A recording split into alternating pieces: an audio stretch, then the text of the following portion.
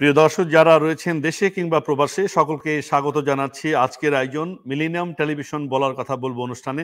দর্শক, অনুষ্ঠানের শুরুতে আপনাদের সকলকে ঈদ মুবারক জানাই। আমরা আজকে ঈদ নিয়ে কথা বলবো, বাঙালি মুসলমানের ঈদ এই শিরোনামে। এবং আজকের এই বিষয়ে কথা বলবার জন্য আমাদের আমন্ত্রণে স্টুডিওতে তিনজন সম্মানিত অতিথি উপস্থিত রয়েছেন। আলোচনার শুরুতে চলুন তাদের সাথে আপনাদের পরিচয় করিয়ে দেওয়া যাক। দর্শক, আমাদের মাঝে উপস্থিত রয়েছেন অধ্যাপক ডক্টর মিজানুর রহমান, সাবেক উপাচার্য, জগন্নাথ বিশ্ববিদ্যালয়, এবং আরো রয়েছেন মিসবাউর রহমান চৌধুরী, চেয়ারম্যান বাংলাদেশ ইসলামী ঐক্যজোট, এবং আরো সাথে রয়েছেন ডক্টর স্নিগ্ধা রেজওয়ানা, সহযোগী অধ্যাপক, জাহাঙ্গীরনগর বিশ্ববিদ্যালয়, তিনি সমাজ বিশ্লেষক। দর্শক, আজকের প্রসঙ্গ নিয়ে আমরা আলোচনা করব। আপনারা আলোচনার শেষ অবধি থাকবেন এবং প্রসঙ্গের কোনো বিষয়ে আপনাদের মতামত থাকলে সরাসরি মন্তব্য করে মতামত প্রদান করবেন এবং প্রশ্ন জানাতে পারেন। আপনাদের প্রশ্ন নিয়ে আমরা অতিথিদের কাছে আসব, অতিথিদের জবাব চাইব। দর্শক, শুরু করছি বলার কথা বলবো অনুষ্ঠান, বাঙালি মুসলমানের ঈদ এই শিরোনামে। অনুষ্ঠানের উপস্থিত সম্মানিত অতিথি, আপনাদের স্বাগত জানাচ্ছি আজকের আয়োজনে এবং ঈদ মুবারক সকলকে। যে ঈদুল আজহা গতকাল চলে গেল এবং আজকেও সারা দেশে, গোটা পৃথিবীতে হয়তো কোরবানি হচ্ছে, ঈদ উদযাপন করা হচ্ছে। আমরা জানি যে ঈদ হচ্ছে মুসলমানদের জন্য একটি বৃহত্তর ধর্মীয় উৎসব, কিন্তু এটি ধর্মীয় উৎসবের মধ্যেই সীমাবদ্ধ থাকে না। এর নানা রকম সামাজিক মাত্রা, অর্থনৈতিক মাত্রা আমরা পর্যবেক্ষণ করি। ঈদের উদযাপনের সাংস্কৃতিক যে বৈশিষ্ট্য, সেটাও নানা রকম পরিবর্তন আমরা লক্ষ্য করছি। সাম্প্রতিক ঈদ উদযাপনের সনাতনী ব্যবস্থার সাথে আধুনিক যে ডিজিটাল মাধ্যম, গণমাধ্যম, সামাজিক যোগাযোগ মাধ্যমের ঈদ সংশ্লিষ্টতা ঘটেছে এবং সেই সূত্রে ঈদের এক ধরনের ব্যাপকতা বেড়েছে, এই উদযাপনের নানা রকম মাত্রা বেড়েছে। সবকিছু নিয়ে আমরা কথা বলতে চাই, কিন্তু ঈদ আসলে, ঈদের মাহাত্ম্য, তার তাৎপর্য, তার মর্ম অনুভূতি, আমরা মর্ম কথা কতটা অনুভব করতে পারি। কোরবানি হচ্ছে ত্যাগের, এটি একটি ঈদ। আত্মত্যাগে উদ্বুদ্ধ হয়ে মুসলমানরা কোরবানি প্রদান করেন। আমরা বলি যে মূলত পশু কোরবানি না, মনের পশুত্ব, তার সেটাকে কোরবানি করবার একটা সুযোগ তৈরি করে দেয় ঈদ। কিন্তু এই ঈদ আসলে আমাদের জীবন বোধে কতটা প্রভাব ফেলে সেই বিষয় নিয়ে আমরা কথা বলবো। শুরু করতে চাই স্যার মিজানুর রহমান স্যার, আপনাকে দিয়ে, যে নিশ্চয়ই আপনি ঈদ ভালো গেছে আপনার, আপনি এবারের ঈদটাকে কিভাবে দেখছেন? যে অন্যান্য বারের ঈদের তুলনায় এবারে ঈদের কোনো মাত্রাগত কোনো পার্থক্য আছে কিনা? শুধু একটি বছরে হয়তো পার্থক্যটা খুব বেশি বলা কঠিন হয়ে যাবে। আমি একটু জানতেই চাইবো যে আপনার শৈশবের ঈদের থেকে এখনকার ঈদের আসলে উদযাপনের কতটা পার্থক্য সূচিত হয়ে গেছে এবং পার্থক্যগুলো আসলে কোন কোন ক্ষেত্রে আপনি দেখছেন। স্যার, আপনাকে দিয়ে শুরু করতে চাই। আচ্ছা, ধন্যবাদ। প্রথমে সবাইকে ঈদ মোবারক। আলোচনাটা নিবিজ্ঞানী অথবা ধর্মীয় মানে আলেম, তাদের দিয়ে শুরু করলেই ভালো হতো, কারণ আমি হয়তো বর্তমানটা বলতে পারবো। দেখুন, ঈদের বিষয়টা মানে ইসলামের শুরুতেও ছিল না, নামাজও যেমন ছিল না, কারণ মেরাজের পরে নামাজ আসছে। এর আগে নামাজও ওইভাবে পড়তো না মানুষ, কারণ নবীজি মাত্র 10 বছর নামাজ পড়ছেন। মানে 53 থেকে 64, 65, এই 63, 40 থেকে শুরু, মানে নবুয়ত প্রাপ্ত হলেও নামাজ কিন্তু আসছে আরো পরে। এই 5 ওয়াক্ত নামাজ পড়াটা, ঈদও একই অবস্থা। ঈদও ইসলামের শুরুর দিকে ছিল না। যখন হিজরত করা পড়লো নবী, তখন ওখানে যে উৎসবগুলো প্রচলিত ছিল, নওরোজ এবং মেহেরজান, এই জনগণের দাবির প্রেক্ষিতে যে ওই উৎসবগুলো পুত্তলিকা অথবা ইসলামী ধর্মাচরণের সাথে আসে না, তো সেগুলোর পরিবর্তে দুইটা ঈদ ইসলামে সংযোজিত হয়, দুইটা দিক। সেটা হলো ঈদুল ফিতর এবং ঈদুল আজহা। এ হলো ধর্মীয় দিক থেকে যদি বলি, এটা খুব একদম পুরনো একটা ব্যাপার এরকম না। আর বাংলাদেশে, আমাদের যে অঞ্চলটা বাংলাদেশ, এই অঞ্চলে আসলে 1640 সালের আগে এই ঈদের এই নামাজের ব্যাপারে তেমন কোনো ঘটনা পাওয়াই যায় না। আপনি ওই যে কেনা বলা হয়, মুর্শিদ কুলি খান যখন ত্রিপুরা জয় হলো, তখন সে এই ঢাকার কেল্লা থেকে ধানমন্ডি ঈদগাহ, এই ঈদগাহ পর্যন্ত মানে মানুষকে দুই পাশে 2000 না 1000 টাকা দান করছিল। এরকম ঘটনাগুলো পাওয়া যায়। খুব সীমিত সংখ্যক লোক নামাজ পড়তো। আসলে নামাজ, ঈদের নামাজ কিভাবে পড়তো, একদম ইভেন আপনি শুনুন, 1885 সালে যে ঢাকার যে সিভিল সার্জন জেমস ওয়াইজের যে বর্ণনা আছে, যে শীতলক্ষার পারে লোকজন জড়ো হয়েছিল ঈদের নামাজ পড়বে বলে, কিন্তু নামাজ কিভাবে পড়তে হবে এটা জানতো না। বলছে একদম যা 1885 সালের কথা। সেখানে নামাজ কি তখন নদী দিয়ে বোধহয় এক লোক যাচ্ছিল ঢাকার থেকে, তাকে ধরে নামাজ পড়ানো হয়েছিল। এই ঘটনা কিন্তু ওখানে আছে। তার মানে হচ্ছে এই ঈদ যেটা ধর্মীয় উৎসব হিসেবে যেটা আমরা এখন করছি, এটার ইতিহাস ইসলামের ইতিহাসও অনেক পুরানো না, আর মুসলমানদের আমাদের এই অঞ্চলের লোকদের জন্য একেবারে সাম্প্রতিক একটা বিষয়। ইভেন এটাকে আমরা বলবো যে ওই যে আমাদের যে ধানমন্ডি যে ঈদগাহটা, এটা 1640 সালে, পরে বোধহয় মেজবা ভাইদের সিলেটের যে ঈদগাহটা, এটা বোধহয় সেকেন্ড, এরপরে শোলাকিয়া, এগুলো সবগুলো 17 শতকের দিকের ঘটনা কিন্তু। তো এই যে ঈদটা আসলো মধ্যপ্রাচ্য থেকে আসলো, কিন্তু এসে এর সাথে কিন্তু আমাদের আস্তে আস্তে যখন আমাদের সমাজ সংস্কৃতি এগুলোর সাথে এটা মানে মিশতে থাকলো, তখন স্বাভাবিকভাবে আমাদের কিছু সাংস্কৃতিক উপাদানের সাথে যুক্ত হয়ে যায়। আমাদের মেলা, আমাদের ওই খেলাধুলা, এগুলো কিন্তু আস্তে আস্তে এই ঈদের নামাজের পরবর্তী অনুষঙ্গ হিসাবে আসতে থাকে। এবং এই পর্যায়ে গিয়ে এটা আসলে সামাজিক, সাংস্কৃতিক এবং আমি বলবো অর্থনৈতিক তাৎপর্য এত প্রসার লাভ করলো। বিশেষ করে যেহেতু আপনি এবারে ঈদের কথা বলছেন, আপনি চিন্তা করে দেখেন 1,04,08,918টা পশু কোরবানি দেওয়া হয়েছে এই বছর, যেটা গত বছরের গত বছর মানে 3 লাখ বোধহয় 70,000 এই চিন্তা করলেন। আমাদের অর্থনৈতিক টানাটানি চলছে, আমাদের লোকদের আয় এবং কর্মসংস্থানের সংকট যাচ্ছে, আমাদের ডলার সংকট যাচ্ছে, কিন্তু এর মধ্যেও আমাদের এই পশু কোরবানির সংখ্যা কিন্তু বাড়ছে। এবং সেটা যেন তেন পশু না, কিন্তু আমি আমার ছোটবেলায় যেরকম পশু দেখতাম, আমরা যেহেতু আপনি এইবার ঈদ দিয়ে কথা বলছেন, ছোটবেলায় এই হাড্ডি চর্মস্টার একদম বলবো যে শুকনা হালের বলদ, এগুলো জবাই হতো আমরা দেখতাম। এরকম ঈদ উপলক্ষে আলাদা করে গরুর চর্চা করে হাজার হাজার গরুর খামার, হাজার হাজার খামারি এবং লক্ষ লক্ষ পশু, এই যে বিশাল যে অর্থনীতি, আপনি এটাকে কেবলমাত্র এখন আর এই ধর্মীয় উৎসব, এটা তো আছেই, এটার কলেবর বৃদ্ধি পাওয়ার সাথে সাথে আমাদের পোশাক আশাক, খাওয়া দাওয়া, বহু কিছু বৈচিত্র্য আসছে। আর আপনি এর মধ্যে আমাদের অর্থনীতির যে গতি, অর্থাৎ ফ্লোটা, অর্থাৎ গ্রাম শহর থেকে টাকা গ্রামের দিকে যাওয়া, অথবা বিদেশ থেকে আপনি রিমিটেন্স এই মাসে দেখা যাবেন আপনি হিসেবে যে এই সর্বকালের সবচেয়ে বেশি রিমিটেন্স যেগুলা যে মাসগুলো আসছে, এর মধ্যে এটা হবে। তো এই যে ফ্লো অফ মানি, বিদেশ থেকে আসা অথবা ঢাকা থেকে গ্রামে যাওয়া, এই যে চাঞ্চল্য, মানে এই অর্থনৈতিক যে মাল্টিপ্লায়ার প্রসেসে যে এটা আমাদের অর্থনীতিতে আমাদের যে সকল দুরবস্থার গুলো আমরা কথা বলি, এর মধ্যে কিন্তু একটা বিরাট তাৎপর্য এবার বহন করে। এর দ্বারা আমাদের অর্থনীতি চাঙ্গা হবে, আমি এটা নিশ্চিত করে বলতে পারি।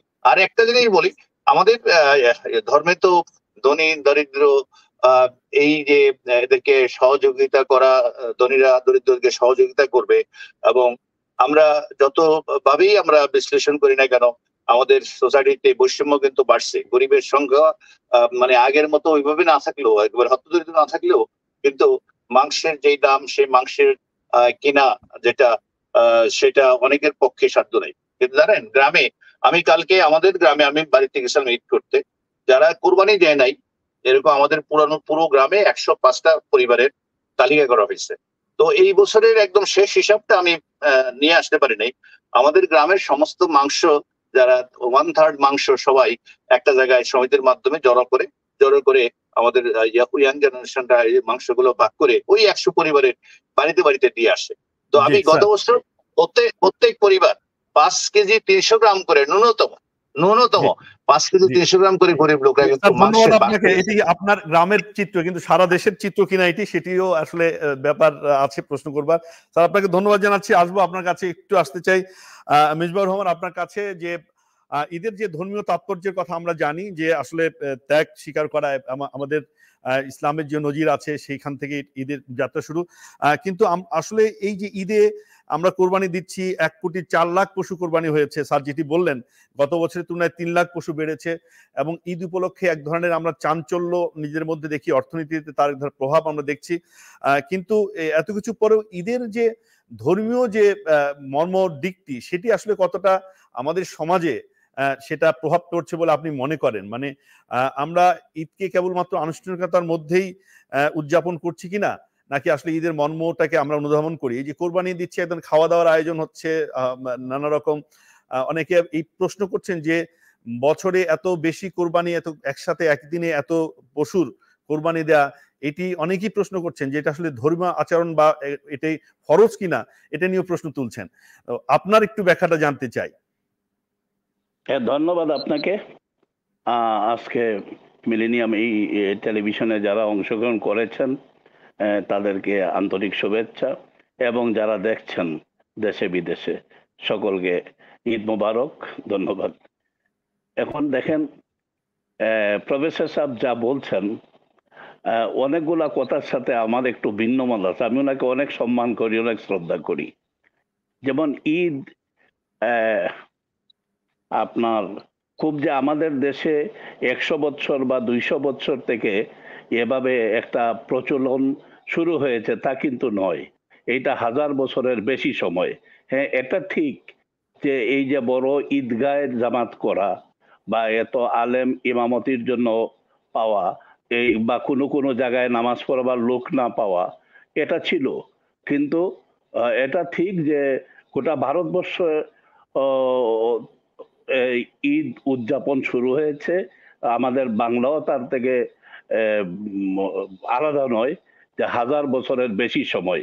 কেন আমাদের অনেক গবেষণা থেকে দেখা যায় যে সাহাবীদের আমলেই বাংলায় ইসলাম প্রবেশ করেছিল, এবং তখন থেকে ঈদের জামাত নামাজ এগুলা প্রচলন শুরু হয়।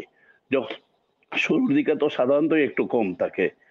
আর রাসূলুল্লাহ সাল্লাল্লাহু আলাইহি ওয়াসাল্লামের আমলে যে ঈদ শুরু হলো, এটা কিন্তু ইব্রাহিম আলাইহিস সালামের আমলে প্রথম কুরবানি প্রথা শুরু হয়। এই কোরবানি বা সর্বোচ্চ ত্যাগ, সর্বোচ্চ স্যাক্রিফাইস, আল্লাহ নির্দেশ করলেন যে তোমার সবচেয়ে প্রিয় তাকে তুমি কোরবানি করো। উনি ভাবতে লাগলেন, পরে দেখলেন যে ওনার সবচেয়ে প্রিয় হলো ওনার সন্তান ইসমাইল। উনি তাকেই কোরবানি দিতে উদ্যত হলেন। পরিবর্তে আল্লাহ বললেন যে না, এটা তুমি পরীক্ষায় উত্তীর্ণ হয়েছ, তার পরিবর্তে তুমি এই পশু কোরবানি করো।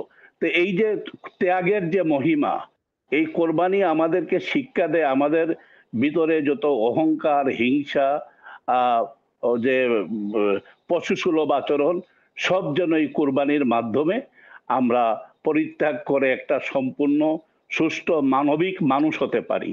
এটাই হলো আমাদের জন্য কোরবানির শিক্ষা। আর ঈদ যে এইটা রাসূলুল্লাহ সাল্লাল্লাহু আলাইহি সাল্লাম যখন নবুয়ত পেলেন, তারও শত শত বছর পূর্ব থেকেই মক্কাকে কেন্দ্র করে মেলা হতো। বিভিন্ন এটার রূপ পরিবর্তন হয়েছে অনেক, কিন্তু ওনার আমলে উনি ওই যখন মদিনা হিজরত করলেন, তখন থেকে আমরা যে ঈদ এখন উদযাপন করি, এই ঈদের নির্দেশ আসলো যে দুটা ঈদ, এটা তোমাদের আনন্দের জন্য, এবং কিছু নির্দেশ দেওয়া হলো ধর্মীয় কি কাজকর্ম করতে হবে।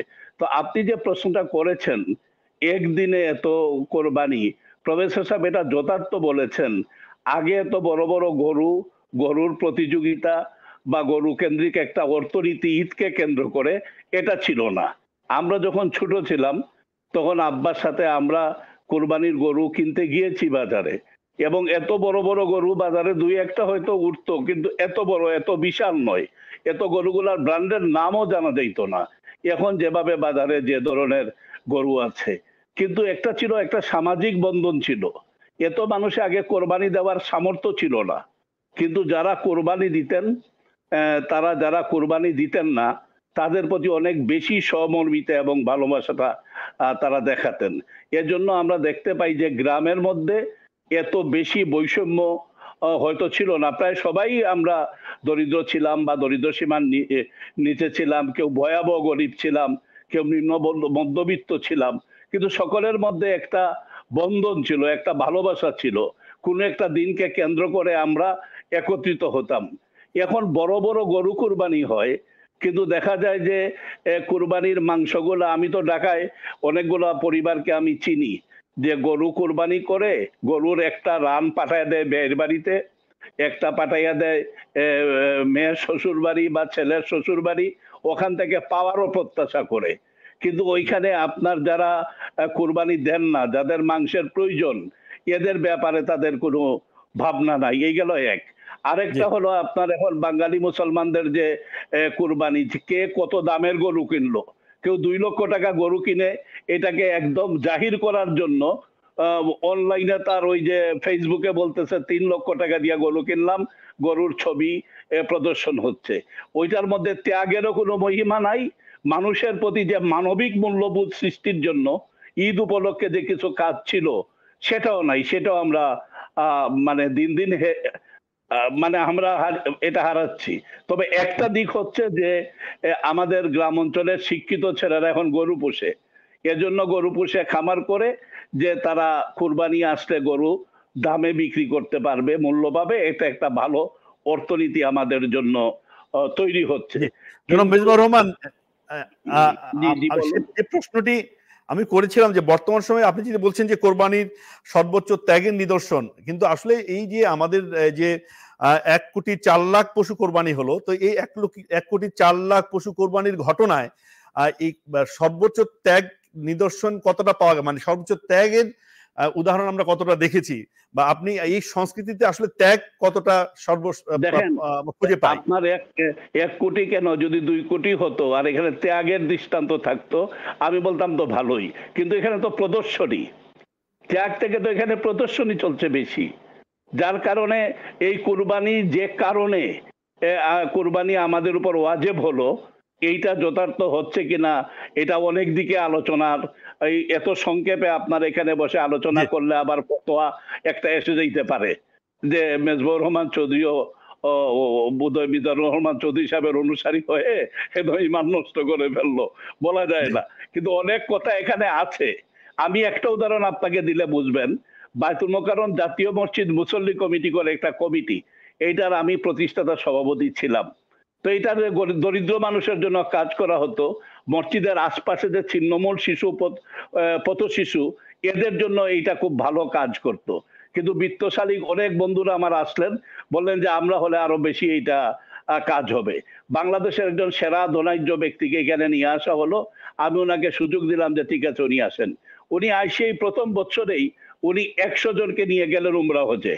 তো আমি বললাম এখানে মানুষের যে কল্যাণের জন্য এটা করা হয়েছিল, এখানে এই আপনি 100 জনকে উমরা হজে নিয়ে মানুষের কি কল্যাণ হবে?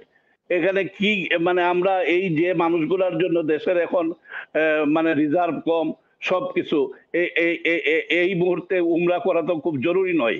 যাদের জন্য ধন্যবাদ মেজো ভাই, আপনাকে ধন্যবাদ জানাচ্ছি। শুনবো আবার আপনার কাছে আসতে চাই স্নিগ্ধা রেজওয়ানা আপনার কাছে। আপনি একজন নৃবিজ্ঞানী, সমাজতাত্ত্বিক দিক থেকে নানা ঘটনা বিশ্লেষণ করেন। ঈদ সম্পর্কে আপনার পর্যবেক্ষণ জানতে চাইবো যে এবার আমরা এক ধরনের সংবাদ মাধ্যমে দেখেছি যে কোন একটি এলাকায় দেশের কয়েকটি গ্রামের মানুষ একসাথে হয়ে তারা কোরবানি দেয়নি। তো এই যে এটাই নাম হচ্ছে কোরবানির ঈদ, কোরবানিকে আমরা সর্বোচ্চ আদর্শের মানে সদস্য ত্যাগের নিদর্শন বলছি, কিন্তু তারা কোরবানি দিল না। এটি কেন? মানে এটির আপনি দেখেছেন যে আসলে এটির তাৎপর্যটা কি? এটাকে নতুন এক ধরনের কি ডিসকোর্স তৈরি করছে কিনা আমাদের এই ঈদে? আচ্ছা, অনেক ধন্যবাদ আশরাফুল আলম আপনাকে। আমি খুব মনোযোগ দিয়ে শুনছিলাম। বলার কথা বলবো অনুষ্ঠানে। সবাইকে ঈদ মোবারক। মিজানুর রহমান স্যার এবং মেজবাহুর রহমান চৌধুরী দুজনই জ্ঞানী লোক। আসলে ধর্মীয় দৃষ্টিভঙ্গিটা মেজবাহুর রহমান বলেছেন এবং মিজান স্যার অর্থনৈতিক জায়গাটাও খুব চমৎকার ভাবে আলোচনা করেছেন। আমি দুটো কথা বলি। দেখুন, কোরবানি পার্টিকুলারলি ইসলাম ধর্মের সাথে কানেক্টেড হয়ে আমরা করি। আমাদের অ্যানথ্রোপোলজির ভাষায় আমরা এটাকে বলি রিচুয়াল। তো বিভিন্ন ধর্মেই কিন্তু নানা নামে, যেমন বলি প্রথা নামেও নানা জায়গায় কিন্তু নানা নামে আপনার পশুকে কোরবানি মানে পশুকে বলি দেওয়ার এক ধরনের রিচুয়াল কিন্তু আপনি অনেক ধর্মেই পাবেন। এবং ইসলাম ধর্মে সেটা যেই ডিসকোর্সের আলোকে আছে সেটার প্র্যাকটিস আমরা দেখতে পাচ্ছি। কিন্তু আসলে শরীয়তপুরে এই ঘটনাটি ঘটেছে। সেখানে 30টা গ্রাম মূলত, এবং আমি যতটুকু জানি সুরেশ্বরী একজন পীর আছেন, তার যে অনুসারী পীরবাদ, হ্যাঁ, এটাও ইসলাম কিন্তু একটা বিশাল বড় ডিসকোর্স। হ্যাঁ, ইসলামের মধ্যে সুফিজম, পীর বা ইসলামের মধ্যে যারা শিয়া, সুন্নি, অনেক ধরনের অনেক রকমের চর্চা কিন্তু আছে। এটা যে একরৈখিক একটা ব্যবস্থা তা কিন্তু আমরা যখন দেখতে যাই তখন কিন্তু আপনি পাবেন না, এবং অঞ্চল ভেদের প্র্যাকটিস কিন্তু ডিফারেন্ট। আপনাকে আরো বলি, এবার কিন্তু নাইজেরিয়াতেও কিন্তু বিশাল মানুষ মুসলমান, কিন্তু নাইজেরিয়াতেও এবার কোনো কোরবানি দেওয়া হয় নাই, তারা কোনো পশু কোরবানি দেননি, তারা কোরবানির ঈদ পালন করেছেন। এখন ব্যাপারটা কি, দুটো জিনিস আমি যখন মিসবাহ রহমান চৌধুরীকে শুনছিলাম, দেখুন এটা তো সৃষ্টিকর্তা আল্লাহ এবং তার প্রতি এক ধরনের ত্যাগ করার একটা মনের ইচ্ছা, কিন্তু বাস্তবতাটা কি হয়েছে যে সেই ইচ্ছাটা কি পশু দিয়ে কোরবানি দিলে পরে কোরবানি হবে বা কি পশু দিয়ে হবে না সেটা নিয়ে অনেক নানা ধরনের তর্ক বিতর্ক থাকে। কিন্তু আসলে কি যে কোনো অঞ্চলে, যেমন মনে করেন এই ইসমাইল আলাইহিস সালামের যে গল্প, সেখানে একটা দুম্বার কথা বলা হয়েছে, কিন্তু আমাদের এই অঞ্চলে গরু কোরবানি দেওয়ার উৎসবটা আমরা দেখতে পাই। কিন্তু হিস্টোরিক্যালি আপনি যদি অ্যানালাইসিস করেন, এটা কিন্তু এই অঞ্চলে কিন্তু গো হত্যা নিবারণ নিয়ে অনেক আন্দোলন হয়েছে, এবং এই কোরবানি ঈদের নামকরণ ছিল বকরিদ। হ্যাঁ, মানে ছাগল কোরবানি দিবেন, কারণ গরু নিয়ে, যেহেতু গরুও এক ধরনের ধর্মীয় বিচারে, আবার যারা আপনার হিন্দু আছে তাদের জন্য একটা মূল্য, মানে বিশেষভাবে তারা মনে করে এটা স্যাক্রেড। তো এই যে স্যাক্রেড ভাবাটা, এই ভাবনা থেকে কিন্তু এই অঞ্চলে কিন্তু বকরি ঈদ ছিল। সেই বকরি ঈদটা গরুতে কোরবানি হওয়ার ব্যাপারটা অনেক বেশি, আবার বলছি খুব ইম্পর্টেন্ট কথা, অনেক বেশি রিলিজিয়াস পলিটিক্যাল ইকোনমিকে নির্দেশ করে। অর্থাৎ এখানে গরু কোরবানিটার যে চর্চাটা শুরু হলো, সেটা কিন্তু প্রথম থেকে হিস্টোরিক্যালি কোনোভাবেই এই উদ্দেশ্যে ছিল না যে আমি আল্লাহর প্রতি আমার নিবেদন বা ত্যাগ স্বীকার করে আমি গরু কোরবানি দিব। সেক্ষেত্রে কোরবানি দেওয়ার ক্ষেত্রে কিন্তু বলেন দুম্বা বলেন, বকরি বলেন, নানা কিছু হতে পারে, কিন্তু এই অঞ্চলে যখন পার্টিকুলারলি গরুকে নির্ধারণ করা হয়েছিল, তার দুটা কারণ ছিল। এক নম্বর কারণ অ্যাভেলেবিলিটি গরু, আবার এই গরুই কিন্তু একটা কথা কিন্তু খুব জরুরি বোঝা আমাদের এই অঞ্চলে। আমাদের যখন আপনার কৃষি ব্যবস্থা বলেন, যখন ট্রাক্টর আসেনি, লাঙল বলেন, গরু হচ্ছে এমন একটা প্রাণী যেটির গোবরটাও আপনি সার হিসেবে ব্যবহার করতে পারবেন, প্রোটিনের উৎস ছিল। কাজেই হিন্দু ধর্মে যে গরুকে সেক্রেট ভাবা হয়, সেটার পিছনে কিন্তু বিভিন্ন যুক্তি আছে। কারণ আপনি যদি তখন গরু নিধন করা শুরু করেন, আপনার চাষবাস থেকে শুরু করে আপনার নর্মাল প্রাত্যহিক জীবনের জন্য কিন্তু সংকট তৈরি হবে, কারণ তখনও ফার্মিং এর ধারণা এত বিশাল পরিমাণে আমাদের মাথায় আসেনি। তো এইখানে যখন গো হত্যাটা শুরু করা হলো এবং গরুকে কোরবানির পশু হিসেবে নেওয়া হলো, তখন এই কোরবানির পশু হিসেবে গরুকে নেওয়ার ক্ষেত্রটা নির্বাচন ক্ষেত্রে যত না ধর্ম গুরুত্বপূর্ণ ছিল, তার চেয়ে বেশি গুরুত্বপূর্ণ ছিল হিন্দু মুসলিমের দ্বন্দ্ব। এবং এই হিন্দু মুসলিমের দ্বন্দ্ব এটাকে টিকিয়ে রাখার মুখ্য উদ্দেশ্য ছিল ইংরেজদের, আমাদের নিজেদের মধ্যে না কিন্তু। কারণ তারা ওয়ার্কআউট করেছিল যে যদি আপনি হিন্দু মুসলিম দ্বন্দ্ব এই অঞ্চলে যত টিকিয়ে রাখবেন, তত বেশি তাদের জন্য আপনাকে শাসন করাটা অনেক বেশি যৌক্তিক হবে। কাজে এই কথাটা আমি এই জন্য বললাম যে আপনি দেখেন কোন পশুকে আপনি কোরবানি দিচ্ছেন আর কোন পশুকে, এটার সাথে যেরকম এক ধরনের রাজনীতি যুক্ত ছিল, বর্তমান সময়ে এসে আমি যখন বলছিলাম যে ইসলামের বহুবিধ ধারা আছে, আপনি দেখবেন সুফিজম এবং পীরবাদ এরাও কিন্তু নিজেদেরকে, আপনি মোগলদেরকে তো বলতে পারবেন না তারা অমুসলিম, মোগলরাও তো মুসলিম। আপনি পীরদেরকে তো বলতে পারবেন না তারা অমুসলিম, তারাও তো মুসলিম। আপনি শিয়াদেরকে বলতে পারবেন না তারা অমুসলিম। বলা হচ্ছে, একটা পক্ষ থেকে বলা হচ্ছে যারা পীরে বিশ্বাস করে, মাজারে যায়, তারা আসলে ধর্মের অনুশাসন, প্রকৃত অনুশাসনের অনুসারী নয়, এবং তাদের বিরুদ্ধে নানা রকম কথাবার্তা আমরা ওয়াজে শুনছি। হ্যাঁ অবশ্যই, কিন্তু এখানে এই যে আমি আপনাকে একটা কথা বলেছি, রিলিজিয়াস পলিটিক্যাল ইকোনমি। দেখুন ধর্ম অনেক, আমি বিশ্বাস করি ধর্মের মূল কথা হচ্ছে বিশ্বাস করা। আপনি বিশ্বাস করবেন, এবং আমার বিশ্বাস অবিশ্বাস, আমার চর্চা সবকিছু নির্ধারণকারী হচ্ছে সৃষ্টিকর্তা আল্লাহ, ঈশ্বর, ভগবান, আপনি যেই ধর্মেই থাকেন না কেন। কিন্তু এই যে যখনই আমি বলবো যে আমারটা হচ্ছে সহি আর তোমারটা হচ্ছে সহি না, এই সহি এবং সহিনার মধ্যে এক ধরনের নিয়ন্ত্রণ প্রতিষ্ঠার রাজনীতি আছে। অর্থাৎ ক্ষমতাটা কার হাতে, কে নির্ধারণ করবে যে কোন প্রক্রিয়ায় রিচুয়ালটা পালন করলে সেটা সহি হবে এবং কোন প্রক্রিয়ায় রিচুয়ালটা পালন করলে সেটা সহি হবে না। এই বক্তব্যটার মধ্যে এক ধরনের রাজনৈতিক প্রচেষ্টা আছে। কারণ আপনি এই অঞ্চলের ইসলামাইজেশনের ইতিহাস, ইটনের খুব গুরুত্বপূর্ণ কাজ। এই অঞ্চলের ইসলামাইজেশনের ইতিহাস নিয়ে যদি আপনি বসেন, তাহলে ইতিহাসের পাতায় পাতায় আপনি দেখবেন ইসলাম কিন্তু এই অঞ্চলে এসেছে সুফিজমের হাত ধরে, পীরবাদের হাত ধরে। কারণ তরবার শক্তির মধ্য দিয়ে কিন্তু ইসলাম আসে নাই। যদি তরবারি শক্তির মধ্য দিয়ে ইসলাম আসতো, তাহলে সবচেয়ে বেশি মুসলমানের সংখ্যা হতো দিল্লিতে, মোগল সালতানাতে, সেখানে হতো, কিন্তু সেটা হয়নি।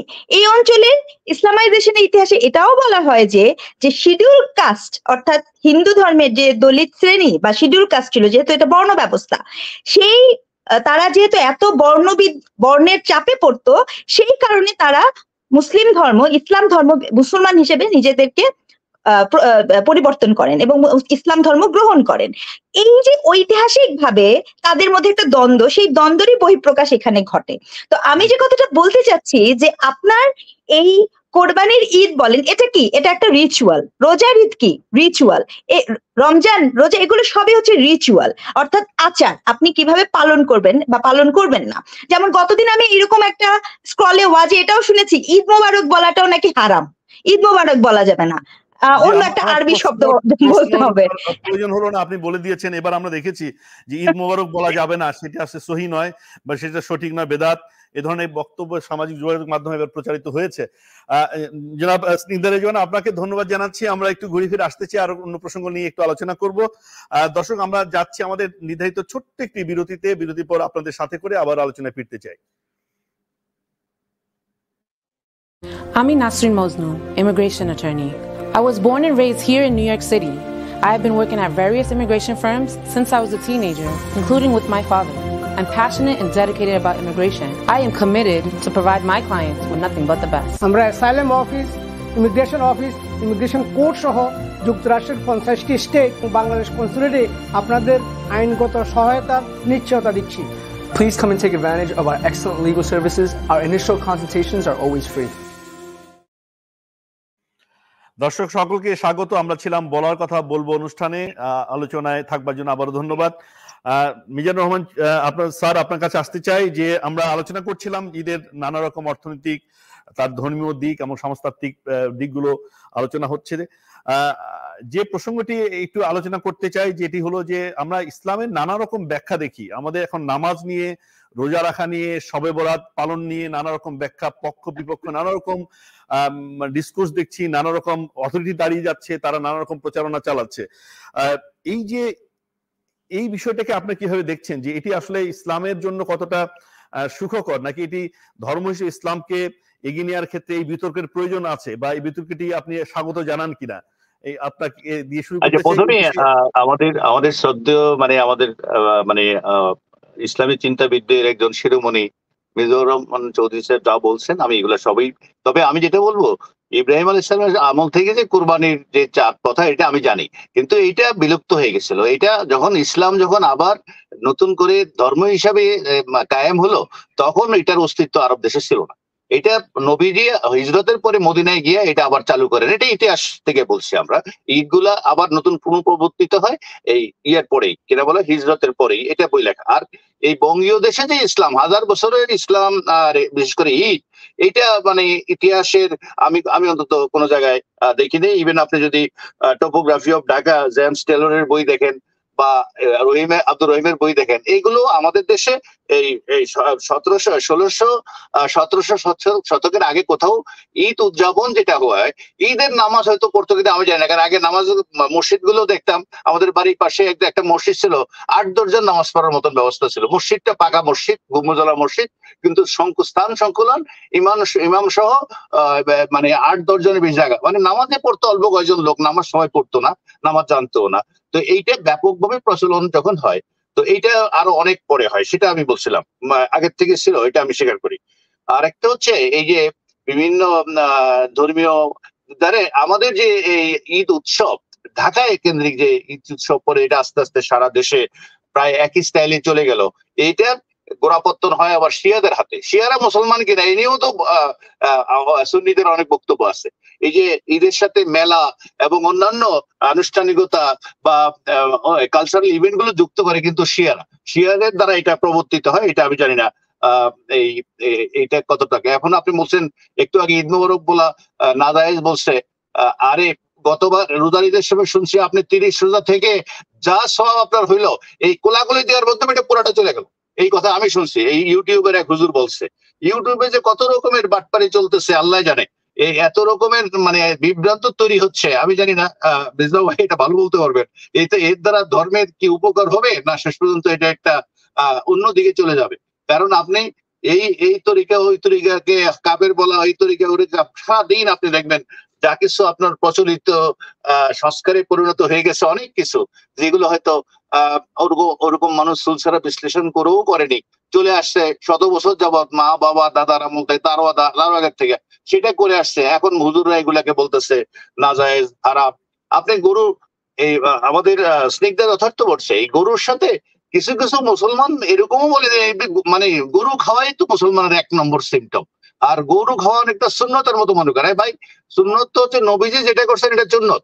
নবীজি জীবনে গরু দেখছেন কিনা, জীবনে এক অসমর্থিত সূত্রে জানা গেছে 1 বছর এক সময় এক টুকরা প্রতি গরুর মাংস জীবনে একবার খাইছেন কি, এরকম সময় খাওয়া আর কোন জায়গায় উনি গরুর মাংস খাইছেন এরকম কোন লেখা কোন কিতাবে হাদিসে নাই। এখন দেখেন এইটাকে আমরা ওই যে মানে হিসাবে মানে একটা পাল্টাপাল্টি হিসাবে আমরা যদি এই গরু খাওয়াটাই কি মনে করি ইসলাম আর গরু খাওয়াই হচ্ছে মুসলমানিত্ব, তাইলে আরেক সর্বনাশের কথা হবে এটা।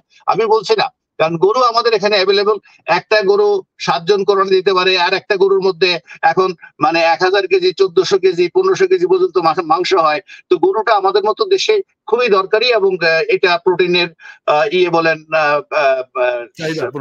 ঘাটতি সেটা কমাবে, প্লাস দারিদ্র বিমোচন করা, অর্থাৎ মানুষকে যদি ভাগ করেও দিতে চান, মানে একটা গরু যদি 1000 কেজি হয়, এটা কোনো পরিবারে এত 1000 কেজি রাখার মতো ফ্রিজ আছে বলে আমার জানা নাই। কাউকে না কাউকে দিতে হবে, আর দিলে পরে একজনকে দিলে সেও আবার আরেকজনকে দিয়ে দেয় কোনো না কোনো। আমি আবারও বলছি, আমি সব জায়গার খবর জানি না, আমি আমার আশেপাশের গ্রামগুলো তো এরকম জানি, কোনো একটা পরিবার 4-5 কেজির কমে মাংস পাইছে দরিদ্র মানুষ, চরে মানে খুবই নিঃস্ব যে করবো এরকম খুব কম আছে। কিন্তু এটা আমি জানি না, আমার কুমিল্লার কথা আমি বলতেছি, অন্য জেলার কথা আমি জানবো না। তো আপনি কুমিল্লার কথা বলছেন, কিন্তু আপনি ঢাকা শহরের সংস্কৃতি কি দেখেন? ঢাকা শহরে তো আসলে আমরা ঈদের আগে দেখি, কোরবানি ঈদের আগে ফ্রিজের ব্যবসা হয়, প্রচুর ফ্রিজ কেনা বেচা হয়, এবং ঢাকা শহরে নেক্সট ডোর নেইবারকে আসলে গরুর মাংস কি দেওয়া হয় পুরোটাই। আমি জানি না, ঢাকা শহরের 2 কোটি লোকের মধ্যে প্রায় 1 কোটি 1.25 কোটি লোক তো বাড়িতেই চলে যায়।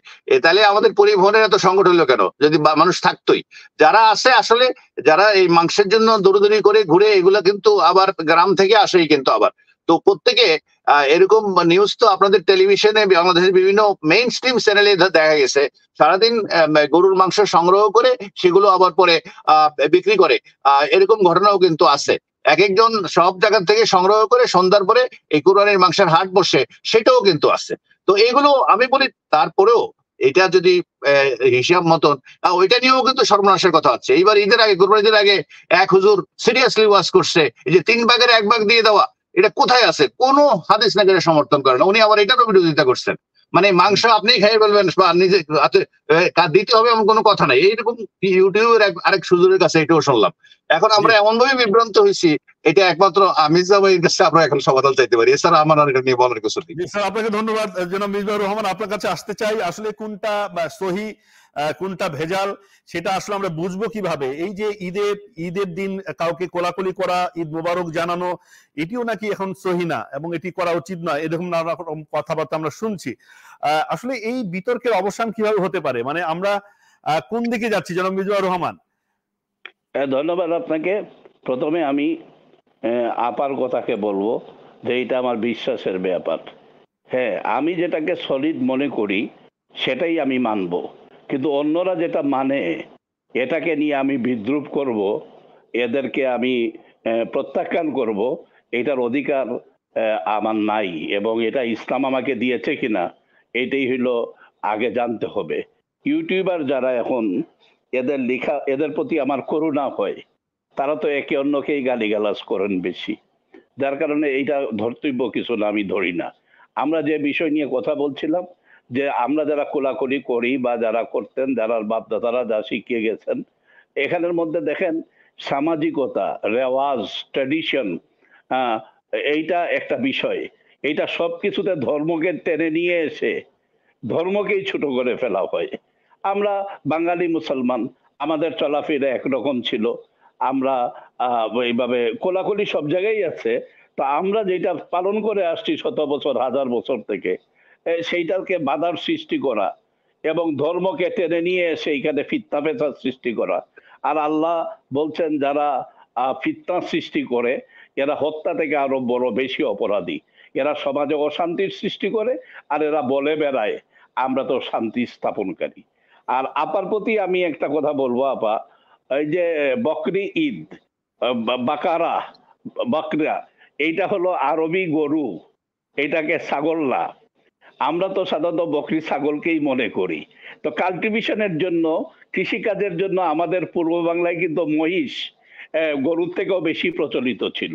তো ভারতবর্ষে এই যে দুর্গাপূজা আমাদের বাঙালি হিন্দু সমাজের শারদীয় একটা উৎসব, বিশাল বড় পূজা। কিন্তু এন্টার ভারতের হিন্দুদের মধ্যে দুর্গাপূজা থেকে কালী পূজার রেওয়াজ অনেক বেশি ছিল। তো কালী পূজায় তো আপনার মহিষ বলি দেওয়া হয়, এবং আমি যতটুকু জানি যে তারা যখন মহিষ বলি দিতেন, কখনো কোনো মানে যখন মোগল শাসনও ছিল, মুসলমানরা শাসন কর্তৃত্ব ভারতে ছিল, তখনও মহিষ বলি দেওয়ার জন্য কোনো হিন্দু সমাজের প্রতি আক্রমণ আসছে তা আমার জানা নেই।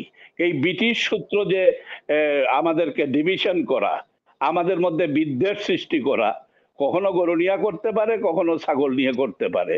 তবে এইখানের মধ্যে সবচেয়ে বেশি ভালো কাজ হলো যে ধর্ম মানে হইল সম্প্রীতি। আমরা যদি অসাম্প্রদায়িক মনোভাব সৃষ্টি না করি, অন্য থেকে আমরা শ্রেষ্ঠ আমাদেরকে বেশি মনে করি, ওখানে ইসলাম বিরোধিতা করে। এর জন্য প্রকৃত ইসলামের সাথে আমরা না গিয়ে আমরা এই যে যারা ইউটিউবে এইটা সেটা বলছেন, এগুলা নিয়ে ফিতনা ফেসাদে আমরা জড়িত হয়ে যাচ্ছি। আরেকটা কথা আপনি বলছেন, আপায় বলছেন, আমি আপনার এই কথাকে স্যালুট করি এর জন্য যে ইসলাম তরবারি দিয়ে কোথাও আসে নাই, ভালোবাসা দিয়ে, প্রেম দিয়ে এবং মানুষকে মুক্তির আহ্বান জানিয়ে। এই পূর্ব বাংলায় আপনার সবাই 100% মুসলমান হইতো। একজন মানুষ নবদ্বীপে জন্ম নিলেন, উনি নাকি অরিজিনাল আমাদের সিলেটেরই সন্তান, শ্রী চৈতন্য। উনি বললেন যে মানুষ সব সমান। ইসলাম যে স্লোগান দিছিল, আমি ডুমের ঘরও খাইতে পারি, ব্রাহ্মণ ঘরে খাইতে পারি, আমি সবার ঘরেই আমি যাইতে পারি। তখন জাতপাত প্রথার বিরোধিতা করার কারণে এই যে নিম্ন শ্রেণীর হিন্দু, তারা দেখলেন যে না, আমরা হিন্দু থেকেও আমরা মানুষ হিসাবে বসবাস করতে পারবো। যে স্লোগানটা ইসলাম দিয়েছিল যে গাই সাম্যের গান, মানুষের চেয়ে বড় কিছু নাই, নয় কিছু বহিয়ান। তো এই যে মানুষের গান গেয়ে, মানুষকে সম্মানিত করে, মানুষকে ভালোবেসে, এই যে আপনি বলছেন সুফিরা, দরবেশরা, আল্লাহর অলিরা এদেশে আসছেন, তাদের কারণেই এদেশের মানুষ জাগে জাগে মুসলমান হইছে। আপনি ঠিক বলছেন, যদি তরবারি দিয়ে হইতো তাহলে দিল্লি আর গুজরাটে আমাদের মোদিজির যেখানে উৎপত্তি, ওখানেই 100% মুসলমান হইতো, তরবারি দিয়ে হয় নাই। আপনার এই কথা ঠিক। তাহলে আমরা এটা বলবো, আমরা আজকে একটা মীমাংসায় পৌঁছতে পারি যে ইউটিউবার যারা, এদের শতকরা 99টার কথা সত্য না। রহমান, কিন্তু ইউটিউবার যারা আপনি বলছেন, আমরা তো দেখছি যে ইউটিউবে কিন্তু বড় বড় যারা স্টার হয়ে গেছে তাদের লক্ষ লক্ষ ফলোয়ার, ফলে তারা কি বিভ্রান্ত হচ্ছে না? সাধারণ মানুষেরা, সাধারণ ধর্মাবলম্বী সম্পন্ন মুসলিমরা, এটার কোনো প্রতিকার আপনি চান কিনা? কিছু লোক তো আছেই স্টার বানাবার জন্য। আপনি যদি এখন বঙ্গবন্ধু কন্যাকে গালিগালাজ করেন, ওই দিনই আপনার 5 লক্ষ ভিউয়ার হয়ে যাবে। আপনি যদি উনার একটু প্রশংসা করেন, 3 লক্ষটা গালিগালাজ করার জন্য নিয়ে বসে থাকে সামনে মোবাইল সেট, যে কিভাবে গালিগালাজ করবে। এই যে বেশি মানুষের সমর্থন করা, আপনি দেখেন এই যে আপনি যদি তাওরীত কিতাব জিয়েদের পড়েন, যারা ইহুদিরা যেটা মানে, বা খ্রিস্টানদের ধর্মগ্রন্থ, ওখানে গরু কুরবানির কথা আছে। ওখানে তো গরু, ওই যে আল্লাহ কুরবানি নির্দেশ দিলেন, কি কালারের কুরবানি হবে এটাও আল্লাহ বলে দিয়েছেন। আমরা যদি কোরআন শরীফ মানি, আল্লাহ এবং রসুলকে মানি, তাহলে এদের মানার প্রয়োজন নাই। এরা তো আলেম না। ধন্যবাদ জনাব মির্জা রহমান, আপনাকে ধন্যবাদ জানাচ্ছি। আমরা আলোচনার শেষের দিকে বলতে চাই, লেখাপড়া করলেন, এরা আলেম না। যারা ওই যে আপনার টুপি মাথায় দিয়ে গান গায়ে গিয়ে কথা বলতে পারবে, তারা আলেম। এইটা ইসলাম অনুমোদন করে না। ধন্যবাদ আপনাদেরকে। জি ধন্যবাদ রিজওয়ানা, স্নিগ্ধা রিজওয়ানা। আপনার কাছে শুনতে চাই যে আসলে আসলে আমাদের যে সামাজিক একদম রুচির পরিবর্তন হচ্ছে কিনা, যে বা আমাদের ধর্মানুভূতির সাথে এর কোনো একদম সাংঘর্ষিক অবস্থা তৈরি হচ্ছে কিনা, আপনি এটাকে কিভাবে দেখছেন? আসলে ঈদের যে মাহাত্ম্য, মর্মানুভূতি আমরা কিভাবে উপলব্ধি করতে পারি, আমরা প্রতিষ্ঠা করতে পারি? অনেক ধন্যবাদ। আমি আসলে খুব মনোযোগ দিয়ে শুনছিলাম মেজবাহুর রহমান চৌধুরীর কথা। আমার ভালো লেগেছে যে উনি যে কথাটা বলেছেন, কিন্তু আসলে ব্যাপারটা কি যে দেখুন, সমাজ বিশ্লেষক হিসেবে আমি দুটো কথা বলতে চাই। একটা হচ্ছে যে আমাদের এই যে সোসাইটি নানাভাবে পরিবর্তনশীল। সোসাইটি কখনো স্ট্যাটিক থাকে না। কোনো সমাজ ব্যবস্থা, কোনো সংস্কৃতি কখনো একক থাকতে পারে না। আপনার ধর্মও কিন্তু সংস্কৃতির একটা অন্যতম উপাদান। এটা আগে প্রথমে আমাদের মাথায় বুঝতে হবে। এবং এটারও যে প্র্যাকটিসের চর্চাটা, সেটা যে একক অখণ্ড আপনি যদি করতে চান, সেটা আসলে খুব ভীষণ রকমের অসম্ভব একটি ব্যাপার হয়ে দাঁড়াবে।